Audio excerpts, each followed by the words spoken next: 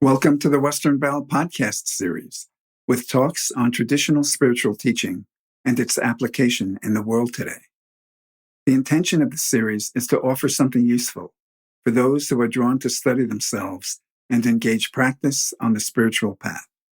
New talks are posted twice each month.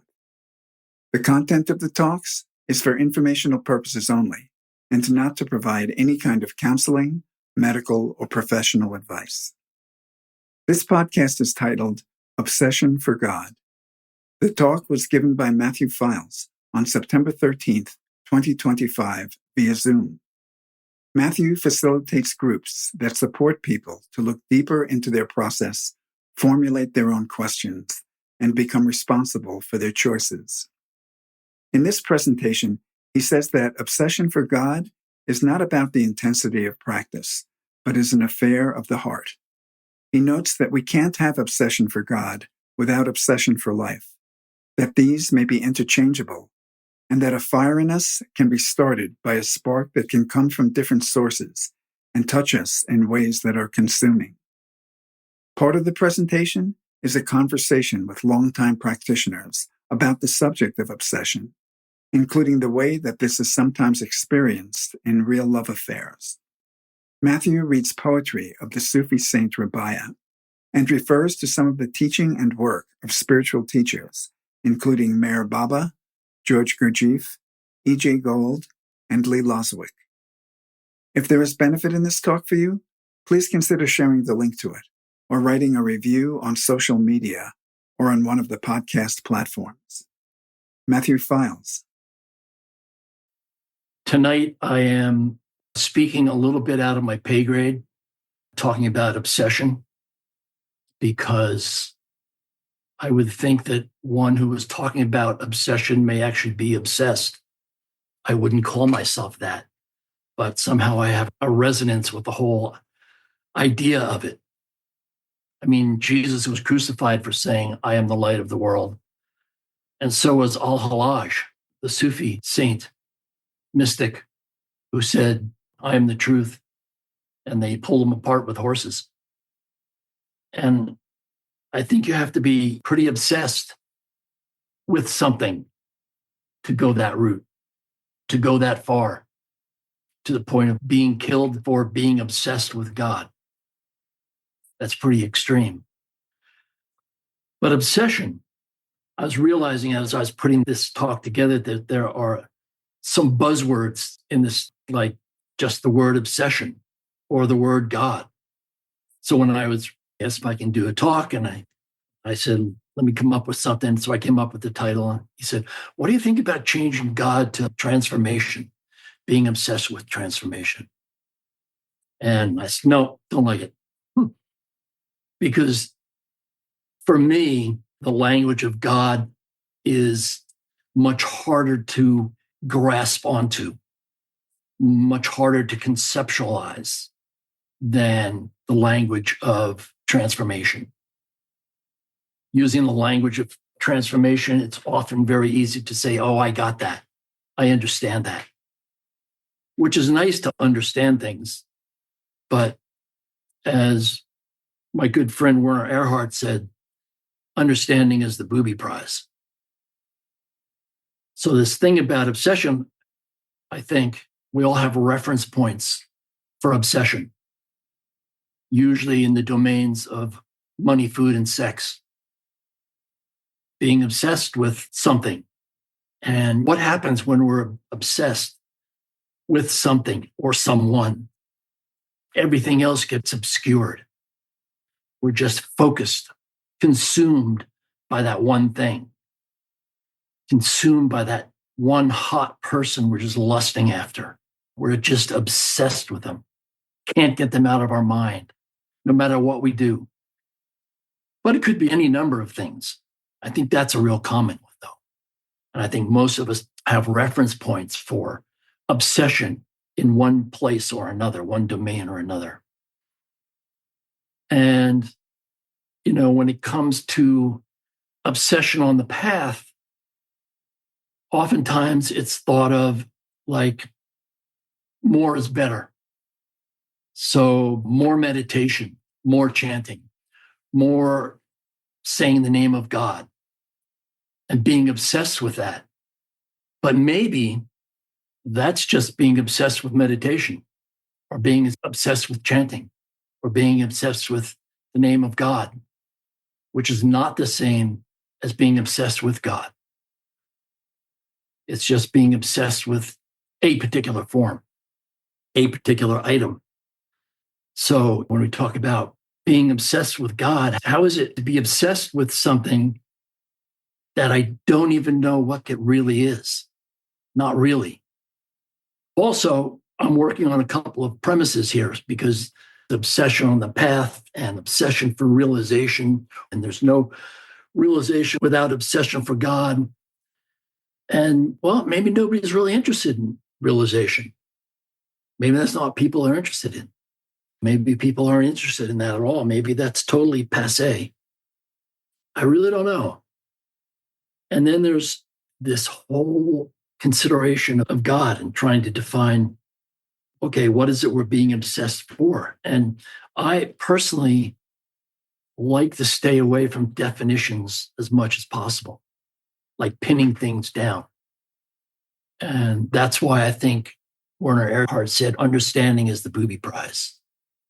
When we understand things intellectually, that's what he's talking about, understanding things intellectually. It's different than what I might call knowing. There's a quote here I have. It's a quote I came across that was attributed to Oscar Wilde by Joseph Campbell. But when I looked it up, nothing I found could verify that, actually. But the quote is, an American, if he were given a chance to go to heaven or to go to a lecture on heaven, he would go to the lecture. So I thought that was great. So you go to a lecture to understand things, to make things clearer, to make things more defined. But I think this obsession for God, and people can completely disagree with me if you like, just put your hand up and go, hey. But I do actually believe this obsession for God is something that is necessary on the path. Otherwise, you can just end up going to lecture after lecture, accumulating information, accumulating certain kinds of data, understanding, putting all the pieces together. But I think this obsession for God is what we might call an affair of the heart. It's not about an intensity of practice. It's not really about an intensity of anything except obsession itself. So I was listening to a tape recently. It was a tape by Lee Loswick from early 1975. So this is where I got inspired, because he's talking about obsession. And the thing that interested me was he's saying, you don't need ever to have meditated, to have done any chanting, to have ever said the name of God in any formal situation, to have done any kind of practice at all, to be obsessed.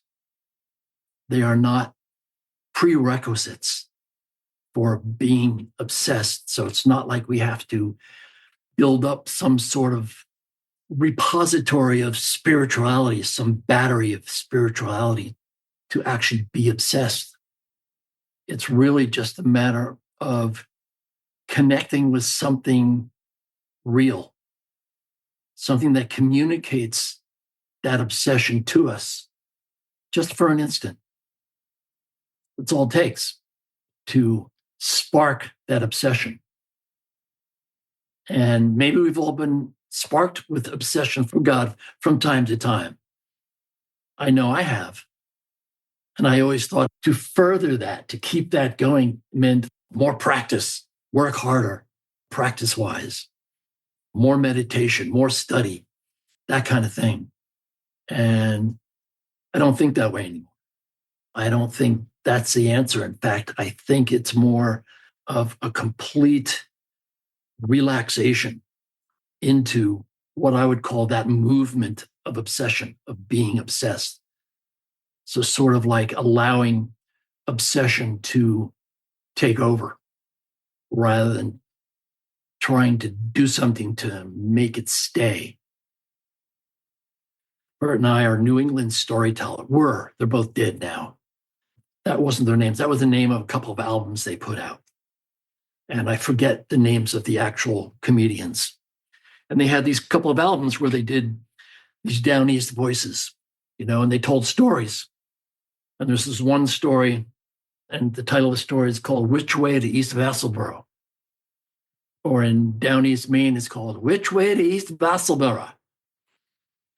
So as the story goes, old Farmer Jones is sitting on his front porch one evening, and he hears this sports car coming down the road from about a mile away. And he can hear it going by and downshifting, upshifting, all the way down, passes by his house, and he can hear the guy downshifting,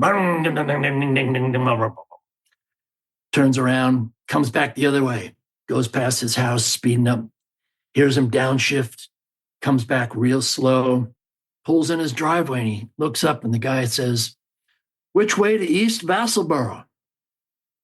And the farmer sits there and he thinks a minute, and he says, "Well, you go the way you was coming in, go down there about 2 miles to the old schoolhouse.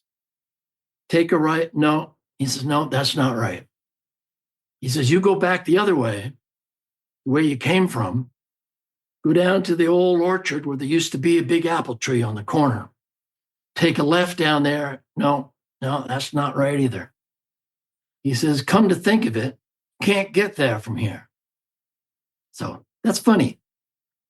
So from here is where we're usually standing. From here is the efforts that we make that may or may not be useful. So here is coming from what we know, what we understand. I mean, where else are you going to come from anyway? But the farmers reply, can't get there from here. So how do you get there? Well, you got to figure out a new way. You have to figure out something you've never done before, a way you've never gone before, something that's not already mapped out on the map. Well, of course you can get there, just not from here. Getting there from somewhere else might just be taking one step to the left. That's all. And starting from over there looks completely different. I used to do some life coaching for a while. I had a whole pamphlet made up. For the logo, I used this 3D optical illusion, which is a cube with one side shaded in. So you can see the whole outline of the cube, except for one side. And if you look at it, it looks like the shaded side is out front. But if you look at it long enough, all of a sudden, the shaded side shifts to the back. And I love that thing because it just sums up what to me is a truth, which is everything depends on how you look at it. So if you look at that thing one way, it looks like the shaded side is close to you. When your vision shifts, it shifts to the back. Sometimes it takes a while to do. But once you figure that out, you can shift it back and forth at will. So I was listening to this talk from the mid 80s the other day by E.J. Gold. He's talking about the waking state. Now talk about somebody who's obsessed. There's a man who's obsessed, Mr. Gold. Somebody asked him once, how he got into the work. And he said, "I had nothing left to live for." And to me, that kind of statement is the heart of being obsessed, hitting that point where being obsessed for God, okay, we could call it the truth. We could call it realization. We could call it enlightenment. We could call it the work. I like the word God, just because to me, it's so hard to pin down exactly what that is. So he's talking about what he calls the waking state. And he says, nobody in their right mind would want to be in the waking state all the time. He says, it's absurd. And he says, the trick is to learn how to move in and out of the waking state at will. So that 3D optical illusion illustrates that to me in a very broad sense because it's just how you look at things. And you can shift in and out of that as needed. That's the way he talks about it. I like that because it makes this idea of realization or the waking state as not being something that's permanent. Like so many things I read where people talk about realizing the self. And after that, it's just all bliss forever. And I don't think so. I think maybe they may actually be stuck there in a particular state. Meher Baba, his work with the mosts, a lot of the times his devotees would bring him these people that they would find who were totally what they would call God conscious, but they were in another state. They were completely non-functional. They would come to him, he would bathe them, he'd wash their feet, he would dress them, feed them, and essentially bring them out of that state often. And that pissed them off. There's stories of some of these guys being totally pissed off because he brought them out of that state. Because to Meher Baba, that was a limited state of being, totally in God consciousness all the time. So being obsessed with God, that is not what I'm talking about. Being obsessed with God, the way I think of it, is being completely functional in the world. And maybe nobody even knows that you're obsessed with God. You don't have to talk about it. You don't have to talk about your relationship to the divine, your relationship to life, anything. Because that whole obsession to me is a completely internal process. Of course, it will show up on the outside. It has to, in some ways. But there's that saying, you can see it if you have the eyes to see.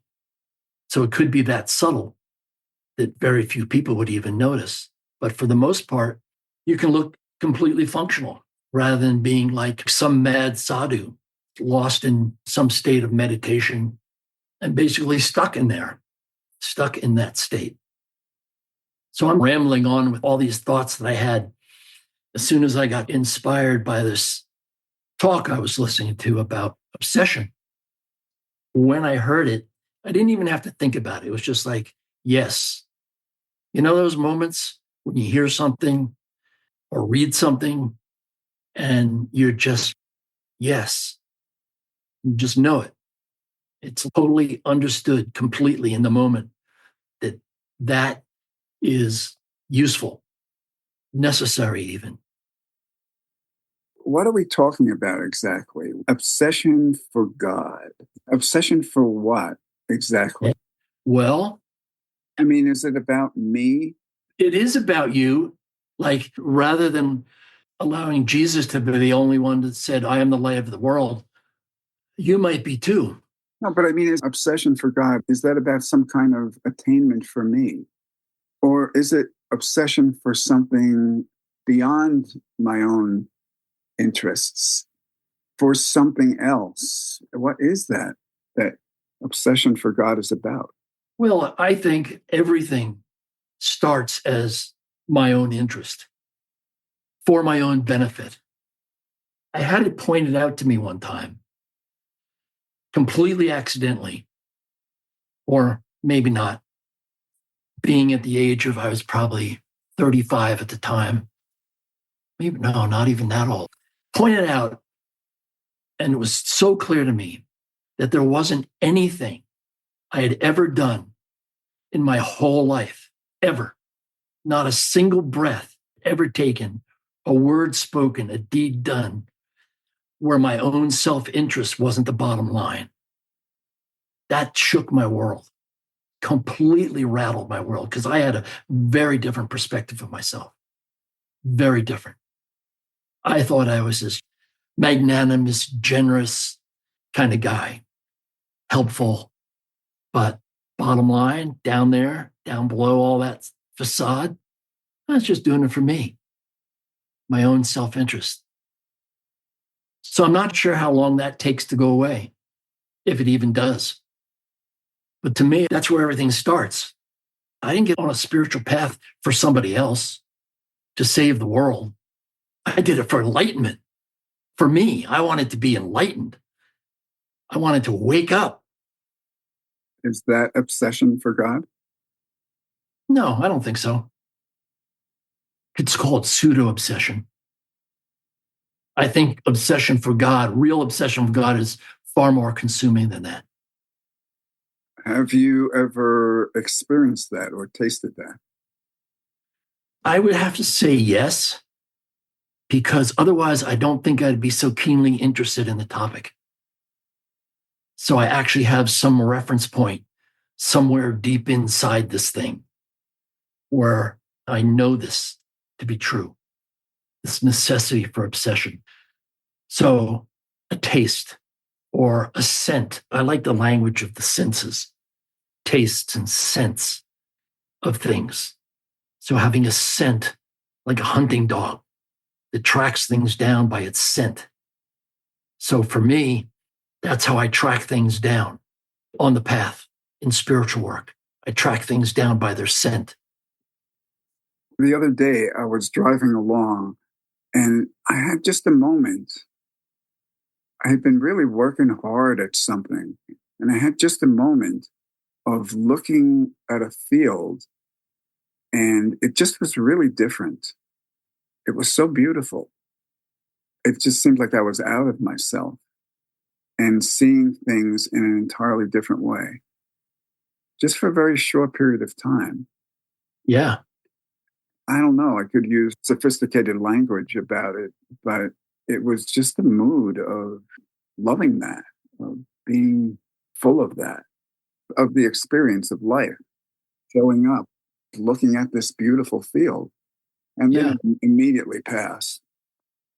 Yeah. I'm glad you mentioned life because I don't think you can have obsession for God without obsession for life. Maybe the two are exactly interchangeable. That might have been a good title. Yeah. Yeah.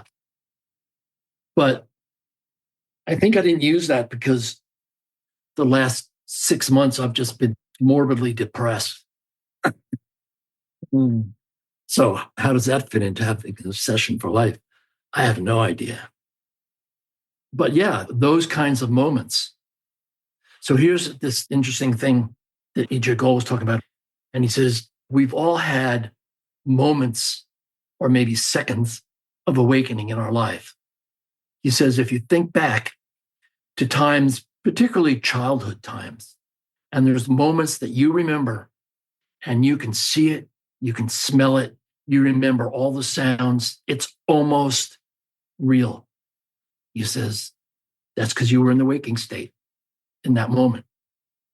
And then it left. And most people have reference points for that. But in this culture, the culture we all grew up in, that doesn't get a lot of press. Is obsession for God, in your view, a yearning, a longing for that state? Yeah, I could call it a longing, but to me, it's more than that. It's more than dedication, and it's more than commitment. Because obsession, to me, it has emotional qualities to it. People use different language, and we use different language for a certain reason. And I like the language of obsession rather than say commitment, because commitment is kind of dry. It's full of willfulness and effort. And to me, because it has the emotional component, maybe borders on a certain type of madness. Have you ever seen this movie called The Story of Adele H? Really good movie. Adele H is Adele Hugo. It's actually a true story. Well, somewhat true. It's Victor Hugo's daughter. She was in love with this army officer, just totally obsessed with him to the point of madness. She ended up spending the last 30 or 40 years of her life institutionalized because they had a relationship for a while and then he dropped her and she just kept following him around the world because he got stationed at different places. Sometimes he got stationed there because he's trying to get away from her because she would not leave him alone. She was obsessed with him. So to me, this emphasis that I'm interested is more on obsession than God. The language of God is almost irrelevant when we're talking about being obsessed. The key word there is obsessed. That's the focal point. So allowing ourselves to actually be obsessed with whatever we might think, believe, trust, imagine the highest thing of the path to be, and be obsessed with that, whatever that is, almost doesn't matter. And at the same time, be completely functional in the world, not like walking around with a diaper on and having to be tended to by devotees because you become a guru because you're God intoxicated. I'm not talking about that. And everybody has their own idea. So for you, what's the ultimate when it comes to like the spiritual path? But Matthew, that's all good. I think it's Yeah. good to focus on it, but I'm not sure obsession is all that healthy. I'm Go not ahead. sure that it's necessary, that it's at all necessary, because one can find other ways to remain connected to the wish and the aim that you describe, other than obsession. But to remain connected to that wish, to the Yeah. aim, don't you think you have to be obsessed with that? No, not in my experience. Okay. And I can tell you that I can remember my mother, who I lost at a very early age.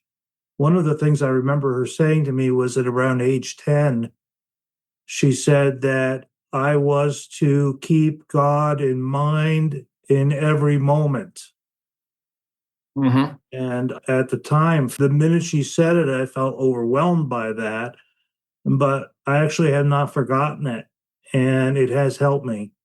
I think it's a good thing to do if one can, to remain connected to God through one's wish. But I'm not sure obsession has ever applied to me or that I would find it useful. It sounds like being half mad, which Mm. I don't think it drains me of energy, and it doesn't particularly make it easier to do. Okay. Because I think of half mad as giving me energy. Passionate is what you're talking about. Yeah, passionate and maybe a step further. Imbued. Imbued with passion. Yeah, carried away by passion, instilled Okay. with it, Okay, I can go there. permanently on fire. Yeah. Yeah. Are you? I have a fire inside of me. It's more like a campfire than being actually on fire. And I think that works really well. So a campfire where you're like warming your feet and toasting marshmallows? It warms all of the inside of me Okay. on a constant basis. Okay. But you don't want to be the fire. I'm a student of fire. Okay. Yeah. Okay. But no, I don't need to be the fire. Okay. It does seem to me, anyway, that obsession is about being the fire. That's how it seemed to me when I've read about different realizers, that they were pretty on fire. I don't know about all the time. How about being the furnace? All right. Yeah. Okay. But being carried away, being permanently on fire, I don't know if it's anything that you can self generate, at least from the self that I am identified with. It seems like something happens and there's a shift in context about the whole way that you look at life. Yeah. Let me back up a little bit. Being the furnace, the fire's in the furnace. Is that what you're saying? Yeah. So I was thinking about that in terms of practice. So I was kind of poo-pooing practice a little bit in terms of being necessary to be obsessed. But to me, that fire has to have a vessel, has to be carried in a vessel. That furnace you're describing, that's the vessel. Yeah. And to me, practice is what seals up the cracks and makes a useful vessel so the fire doesn't leak out. Otherwise, all the fire leaks out everywhere and nothing can actually happen, or happens much slower. That's how I look at it. So I'm trying to put these two things together, this obsession and this idea of practice. And when I first met my spiritual master back in 1977, the way he was talking then was, forget all these 30 and 40-year paths of doing endless meditation and windy pranayama and all this stuff. Just come sit at my feet and it will be done. And I'm like, yeah, I'm in. That sounds good to me. Because I came out of nowhere. I got on a spiritual path from LSD and Be Here Now. Good old Ram Dass. So that sounded really good to me. And for me, that kind of approach has always been a part of me. So I've never been what I would call a practitioner. Just haven't. I have one main practice that I do, which is inquiry. That's it. Everything else is hit or miss whenever I feel like it.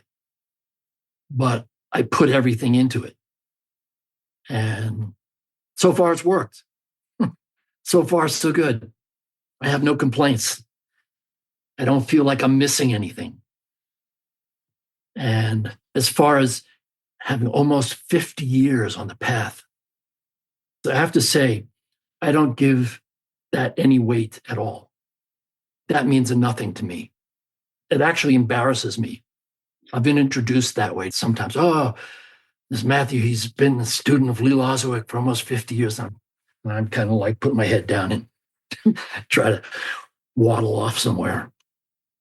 Because it doesn't mean anything. Time makes no difference. Good name for a song. Time makes no difference.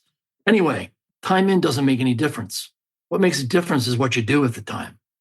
Whether it's 10 years, 20 years, 50 years, I can't get enthusiastic about when somebody tells me the same kind of thing. Oh, yeah, I've been with Swami so-and-so for 50 years. I'm like, yeah, that's nice. I'm interested in who the person is. Who are they? How do they show up in the world? Their history? I don't care. My history of 50 years, forget it. Just take me at face value. Leave all the history somewhere else. Anyway. Well, it doesn't seem to me like there's anything you can do to generate that obsession. Or do you think that there is? And why would you want to? Why would you want to? Because I'm working on the premise, which is that obsession is absolutely necessary. You have to have it. That's the premise I'm working on.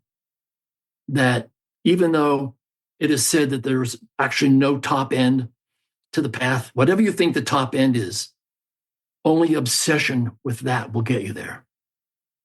That's my premise. Well, where does that obsession come from? Is there anything we can do to nourish that? Or is that really just grace or a fluke? Oh, yeah. I don't think it's a fluke. I think that obsession, yeah, you can cultivate it, but you have to recognize the spark of it. It doesn't come in full-fledged. It doesn't come in as a roaring furnace. What's that song? I think it's Bruce Springsteen, and he's got that line in there, there's no fire without a spark. Dancing in the dark. Is it? Dancing in the dark? Yeah. It is. It's dancing in the dark. Yeah. So the spark can come from almost anywhere. But then you have to recognize the spark. It has to be cultivated. It has to be grown. But how do we go about doing that? Well, what gets in the way of it being a blazing fire? To me, that's where you have to look first, seeing what gets in the way, which is basically our psychology. The way I look at it is what gets in the way. Our psychology, our conditioning, our habits, all of that stuff. When I look at people who have been on the path, students, it seems to me that their teachers, if they have a teacher, a lot of times has provided the spark for them. Yes. I mean, I don't know if you could say that Gurdjieff was obsessed, but it seems like he certainly was moved, motivated, maybe with every breath to serve, to engage the work with people. And people were swept along with that. Many students. It seems like we get a taste of that. And maybe you don't need a teacher to get a taste of that. But it seems that's been a common way that I've seen people get really motivated, if not obsessed, getting a taste of what life is like when one goes beyond oneself. I actually think that is the function of a teacher, a true guru, to give students that spark. But like you said, you can get it elsewhere. It's not exclusive. But that's their job, I think, to give that spark of obsession. But once that's given, hey, you're on your own. You got to take it from there, no matter where it comes from, whether it comes from a teacher, guru. As much as I hate to say it, it could come from nature. Or a love affair. Or a love affair. I mean, Adele H. Wow. Yeah. I think that we've all had. But in her case, and I think what we're talking about there is actually not a love affair, but a broken love affair was the spark that triggered the obsession. I'm remembering the story of Lila and Majnun, the Sufi story. Yeah. Majnun being mad about Lila. Yeah. But it became about much more than Lila. It seemed like it was about residing in the state of love that was so desirable that nothing else mattered. But I don't know if that's the case on every path. So can you imagine yourself obsessed for that state of love? I have experienced that. That obsession? Yeah, definitely. For some period of time, more than once. And then it dissipates, or it has. And would that be obsession? Maybe so. Could be. But it seems like there's something so attractive about some state. And I think that you almost have to have it demonstrated to you. You have to have seen it for the spark to really get lit in yourself. At least that's been my experience also, outside of a love affair or two. I think it happens in the arts. Artists, they're sparked by seeing or hearing something. And they take it upon themselves to follow that up. Yeah, they're mad. They can't stop writing. I don't think Dolly was exactly sane, or Van Gogh. Christ, you cut off his freaking ear, you know? Yeah, I don't think we're meant to be on fire. Oh, don't say that. I don't think we're built for that. Really? We'd burn out. We're much better being a fire tender than being fire. Better to burn out than fade away.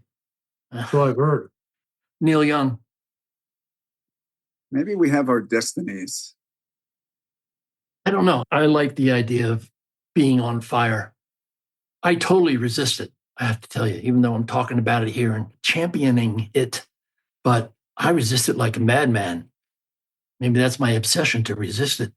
I resist being on fire because what I think it means, to me, it means the obliteration of me. Everything that I am identified with as me, gone. I like me. People I know, they're like, I can't wait to be rid of me, step into another way of being, be done with me, like literal death. I don't want to die. I like this life. This is a good life. Some people say, oh man, I can't, this is too much. I got to get out of here. I can't wait till I'm dead. Me, I'm like identified with me. I'm identified with experiencing. Doesn't matter what it is. I don't really care. I do care to some degree. Particularly like uncomfortable experience, but experience is experience, and I am identified with it. And to me, death, like physical death of the body, that's the end of me experiencing. Well, then why would you be on a spiritual path? Some have defined It was a complete accident. I didn't take this on by choice. Some have described the spiritual path as being a progression from me only to me and other to other and me to only other. That was Swami Prajnapad's teaching about the spiritual process. Yet you're giving this talk on obsession for God and are saying that, hey, I'm not interested in that in the least. I didn't say I wasn't interested in it. I said I resist it. Mm-hmm. I am interested in it, but I resist it. Tooth and freaking nail. Me too, Yeah. on some level. And on another level? I crave it. Yeah. Yeah. And it's frustrating. To be torn. Yeah, flopping around. So maybe someday you and I will get to the point of being tired of living this way and live differently. So we're no longer torn. I've heard that people get to a point sometimes of not wanting to go on living the life that they're living, and something shifts. Yeah. It's not a matter of necessarily the work that you do or the practice that you do, as much as just being in that place where you have nothing else to live for. Yeah. That quote from EJ, how he got into the work. Yeah, I had nothing left to live for. Because I don't know if you keep Right. doing the same thing over and over again, practices, techniques, or whatever it is that you do, if that gets you there. Yeah. Might have to take a new tact because maybe it doesn't. What would that be? I don't think it does get you there.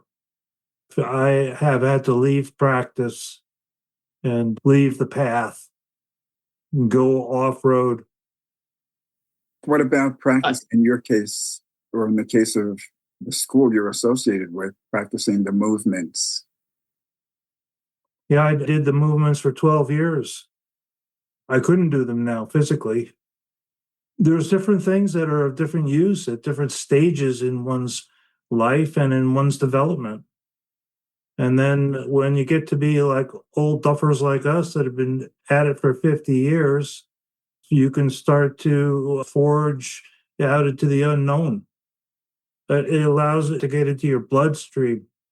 And then it's just circulating and it's always there. Even if you stop practicing. Of course, yes. Because you were saying before that you stopped practicing, you got off the path. And I'm like, I don't know if stopping practice actually takes you off the path. Yeah, those are conscious decisions or outgrowths of my work. Mm-hmm. I haven't left spiritual work. Right. I've only left the path. Okay. I haven't left spiritual work for even 1 month since I was 15. I'm curious, what's your distinction between the path, or your path in particular, and spiritual work? What's that distinction you're making? The path is a track, and spiritual work is your relationship to yourself and to God, basically. Okay. Yeah. So it could be allowed to change, at least from my experience. And you can get beyond process, beyond practice, and eventually beyond path. That's been my experience. And I've had to. It could only hold me back. I live in my art. And I get what you're saying, and I totally agree with you. And I think that to go beyond a path, you have to be obsessed. You have to be connected, I would say. Connected. For me, obsession is overdue. Yeah. Okay. I think obsession might just catch you. That's how I think about it. Like, at some point, it might just come out of nowhere for a person.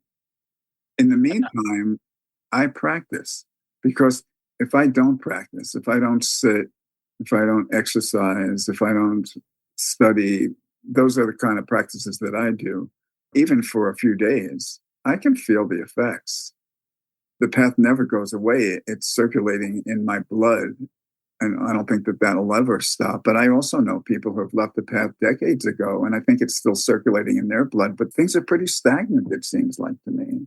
Things are pretty stagnant. Oh, really? Yeah, for me, if I stop practicing, like just maintaining this kind of momentum of every day, realizing that this could be my last day, of every day, remembering reality and surrendering to that, for me, is the path, surrendering to what comes. If I just push that aside and just start eating hot dogs, I think I would lose my momentum.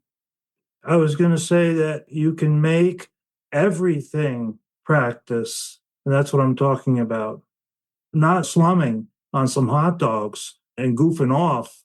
It's a graduation, like when you take off the training wheels of your regular practice, you make everything your practice. Which means that every once in a while you get to slum on hot dogs. I haven't done that for a while, but yeah. Yeah, every once in a while, it can be a long while. But yeah, I think also it can become pretty rote doing the same practices all the time. And sometimes things need to get shaken up. Can you actually shake yourself up? I don't know. I don't think that that's the optimal way of doing it. I think something comes out of the blue and shakes you up. I mean, you've had a big shakeup in the last few years. Mm-hmm. And that kind of shakeup can last a long time. The residual effects, beneficially, I don't mean negative. I mean the beneficial effect of that kind of shakeup. You can use that for years because it shifts things in you. It totally reorients you. Well, I have a reference point for a deeper kind of love as a result. Mm-hmm. Very bittersweet. And the idea of longing that I did not have before. Mm. But that kind of shakeup isn't anything that was self-generated. Right. Exactly. A shakeup to that degree, I'm not sure one could self-generate. And not all shakeups need to be that big either. No, so in one sense, I think it's out of our hands. What is? Whether we become obsessed with God or not, or whether we actually even surrender to God or not. That's on the one hand. On the other, I think that if I don't practice, I can stagnate. I think that spark of obsession might be out of our hands, but then there's flaming that spark. I do not think is out of our hands. How do you do that? How do I do it? Or rhetorically? I'm not sure I can answer that rhetorically because I think it's going to be different for everyone. There's no one thing you can say, oh yeah, practice this and it will fan that fire of obsession. So one of the things that fans that fire for me is a certain type of poetry, mostly Sufi type poetry. Ibn Arabi, Hafiz, Rumi, that kind of stuff. Things where they talk about annihilation in Tavern of Ruin, that kind of thing. Very Sufi. I like that kind of thing. Because you get a taste of what that's actually like? Yeah, it reminds me that I know exactly what they're talking about. Exactly. To a T. And dotted I's. But that's a matter of the heart. So this whole thing of obsession is a matter of the heart. And that's where the fire is. That fire is a fire of the heart. So it's like, what am I going to do to fan those fires? And one of those things, and I really resist doing it, it's like being honest and truthful. What a concept. Yeah, what a concept. That's something that fans those fires, where I actually get out of my way enough to be vulnerable, to say something true, something real, something honest. It's a risk. It is. So doing these talks like this kind of thing, oftentimes I don't know what's going on in here until I talk. I just don't. And stuff comes out of my mouth that, oh, where the hell did that come from? I guess that's really going on because I said it. Or I guess that really is the way I see things. So that's the kind of thing that fans that fire of obsession for me. That being truthful, that being vulnerable, that being as honest as I can. One of the things that fans the flame for me is putting myself in situations where I have to be present and where I really have to stretch a little bit, but not just anything, something that I resonate with. And I'm thinking about this theater class where sometimes through improv, and you're kind of really like on the spot, but we're doing a play now and we have to interact and I have to be in the moment, be present, and put myself out there, maybe fall on my face a little bit, but find a character, something outside of the ordinary, habitual way I do things. Yeah, because you can't get there from here. That's stepping out of the habitual way of doing things. Rather than staying secure. Yeah. That's when you can't get there from here because you're too secure to do it, too fixed. You can even stay secure on a spiritual path. Sure. The regular schedule is that you do every day the same way. Yeah, it can be a very safe place to ego. I want to read a couple little pieces of poetry. This is from Doorkeeper of the Heart, Versions of Rabia. She was a Sufi saint who lived 717 AD. O children of nothing, truth can't come in through the eyes, nor can speech go out through your mouth to find him. Hearing leads the speaker down the road to anxiety. And if you follow your hands and feet, you will arrive at confusion. The real work is in the heart. Wake up your heart, because when the heart is completely awake, then it needs no friend. Here's another one. Oh God, whenever I listen to the voice of anything you have made, the rustling of the trees, the trickling of water, the cries of birds, the flickering of shadow, the roar of the wind, the song of the thunder, I hear it saying, God is one. Nothing can be compared with God. So, obsession for God, yeah. Oh man, Rumi's poetry, you've got me thinking about. Yeah. He was obsessed. One more poem. Okay, this is a good one. I don't want the house. I want the Lord of the house. What could I do with the Kaaba if I had it? It's the most famous idol in the world. God isn't inside it. He isn't outside of it. The truth is, he doesn't need it. So the Kaaba being the sacred holy place.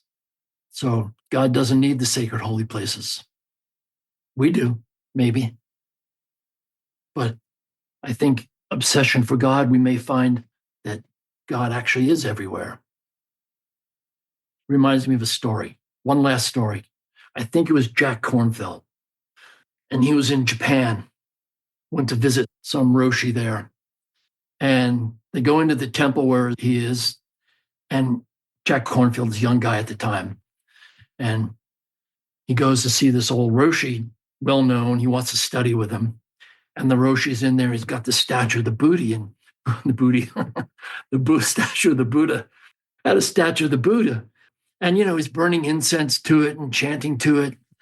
And Jack Kornfield's just totally taken back. He said, you're praying to the Buddha. What about killing the Buddha?